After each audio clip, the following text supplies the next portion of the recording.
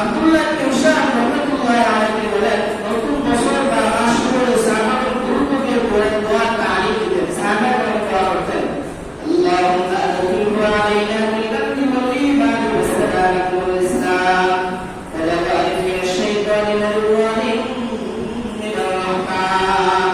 হে আল্লাহ, আপনি আমাদেরকে নিরাপত্তার সাথে, ঈমানের সাথে, শান্তির সাথে, ইসলামের সাথে আল্লাহ আপনাকে অন্তর্ভুক্ত করুন এবং রাজাবান মিনাশ শাইতান, শয়তানের কপটতা অনিশ্চিত আল্লাহ আপনি আমাদেরকে হেফাজত করুন, ওয়া মিনার রাহমান, এবং দয়াময় আল্লাহ তাআলা সন্তুষ্টির অন্তর্ভুক্ত করুন। দুই নম্বর হলো তাওবা ইস্তিগফার করা। রাসূলুল্লাহ সাল্লাল্লাহু আলাইহি ওয়াসাল্লাম হাদিস শরীফের মধ্যে বলেন, ইন্না সাইয়ান বা'দা শাহরি রমাদান ফাসুল মুহাররম ফাইন্নাহু শাহরুল্লাহি ফিহি মুনতাহা ফিহি আলা কওমিন ওয়া ইয়াতুবু ফিহি আলা কওমিন আখারিন। আল্লাহ রাসূল সাল্লাল্লাহু আলাইহি ওয়াসাল্লাম হাদিস শরীফের মধ্যে বলেন, ইনকুনতা সাইয়ান বা'দা শাহরি রমাদান, যদি তোমরা রোজা রাখতে চাও রমজান মাসের পর, তাহলে তোমরা মুহররম মাসে রোজা রাখো। কোন মাসে রোজা রাখো? মুহররম মাসে রোজা রাখো। ফাইন্নাহু শাহরুল্লাহ, কারণ মুহররম মাস এটা হলো আল্লাহ তাআলার মাস, এটা হলো আল্লাহ তাআলার মাস। ফিহি ইয়াউমুন তারা ফিহি আলা কওমিন, তার মধ্যে এমন একটি দিন রয়েছে যে দিনের মধ্যে আল্লাহ পাক রব্বুল আলামিন বহু কওম, বহু জাতি, বহু নবী রাসূল ইত্যাদি অনেকে কি করেছেন? দোয়া তওবাকে কবুল করেছেন। ওয়া ইয়াতুবু ফিহি আলা কওমিন আখারিন, এবং ভবিষ্যতেও তিনি যারা এই মুহররম মাসে আল্লাহর কাছে তওবা করবে, বিপদ থেকে রক্ষা চাইবে, আল্লাহ পাক রব্বুল আলামিন তাদের তওবাকে কবুল করবেন। আল্লাহ তাদের তওবাকে কি করবেন? কবুল করবেন। কারণ আল্লাহ পাক রব্বুল আলামিন যারা তওবা করে, আল্লাহ পাক রব্বুল আলামিন তাদেরকে মহব্বত করেন, ভালোবাসেন। আল্লাহ কোরআন কারীমের মধ্যে বলেন, ইন্নাল্লাহা ইউহিব্বুত তাওয়াবিন, নিশ্চয়ই যারা তওবা করে আল্লাহ তাআলা তাদেরকে ভালোবাসেন, আল্লাহ তাআলা তাদেরকে ভালোবাসেন। এই জন্য রাসূল সাল্লাল্লাহু আলাইহি ওয়াসাল্লাম বেশি বেশি ইস্তিগফার করতেন।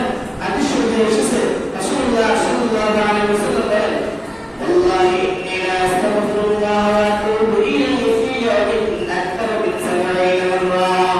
আল্লাহ রাসূল সাল্লাল্লাহু আলাইহি ওয়াসাল্লাম বলেন, আল্লাহর কসম, আল্লাহর কসম, আমি আল্লাহর কাছে তওবা ইস্তিগফার করি প্রতিদিন 70 বার চাইতে বেশি। আল্লাহ রাসূল সাল্লাল্লাহু আলাইহি ওয়াসাল্লাম যাকে জান্নাতের সুসংবাদ দেওয়া হয়েছে, তিনি জান্নাতে নেবেন, যার কোনো গুনাহ নেই, যে নিষ্পাপ, তাকেও তিনিও আল্লাহ পাক রব্বুল আলামিনের কাছে তিনি 70 বারের চাইতে বেশি ইস্তিগফার করতেন, আল্লাহর কাছে ক্ষমা চাইতেন, আল্লাহর কাছে তওবা করতেন। এছাড়া বেশি বেশি ইস্তিগফার করার অনেক ফজিলত রয়েছে। হাদিস শরীফে রাসূলুল্লাহ সাল্লাল্লাহু আলাইহি ওয়াসাল্লাম বলেন, মাল্লাযিনা ইস্তিগফার কালাহু আল্লাহু মিন কুল্লি যায়িন মাখরাজান ওয়া মিন কুল্লি হাওমিন হামদিন ফারাজান ওয়া রাযাকাহু মিন হাইথু লা ইয়াহতাসিব। আল্লাহ রাসূল সাল্লাল্লাহু আলাইহি ওয়াসাল্লাম বলেন, যে ব্যক্তি ইস্তিগফার আবশ্যক করবে, ইস্তিগফারটা আবশ্যক করে নেবে, আল্লাহ পাক রব্বুল আলামিন তাকে সকল ধরনের অনিষ্ট থেকে আল্লাহ তাকে হেফাজত করবেন, বের করে দেবেন, মুক্ত করে দেবেন, এবং সকল ধরনের দোষ থেকে আল্লাহ মুক্ত করে দেবেন, এবং তাকে এমন জায়গা থেকে রিজিক দিবেন যে সে কখনো কল্পনাও করতে পারবে না। আল্লাহ তাআলা তাকে বেহিসাব রিজিক দিয়ে দিবেন, আল্লাহ তাকে বেহিসাব রিজিক দিয়ে দিবেন। 3 নাম্বার, বেশি বেশি রোজা রাখা। মুহররম মাসে বেশি বেশি রোজা রাখা। রাসূলুল্লাহ সাল্লাল্লাহু আলাইহি ওয়াসাল্লাম হাদিস শরীফের মধ্যে বলেন, আফদালুস সিয়াম বা'দা রমাদান শাহরুল্লাহি মুহররম ওয়া আফদালুস সালাতি বা'দাল ফারিদাতি সালাতুল লাইল। রমজান মাসের পর সর্বোত্তম রোজা হলো মুহররম মাসের রোজা। সর্বোত্তম রোজা কি?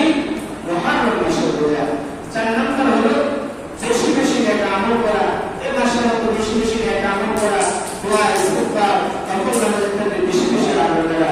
5 নম্বর হলো গুনাহ বর্জন করা।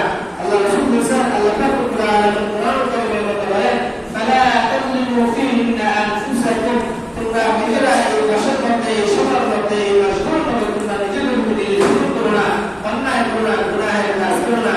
এই আয়াতের ব্যাখ্যা ইমাম তাবারী রাহমাতুল্লাহি আলাইহি তিনি বলেন,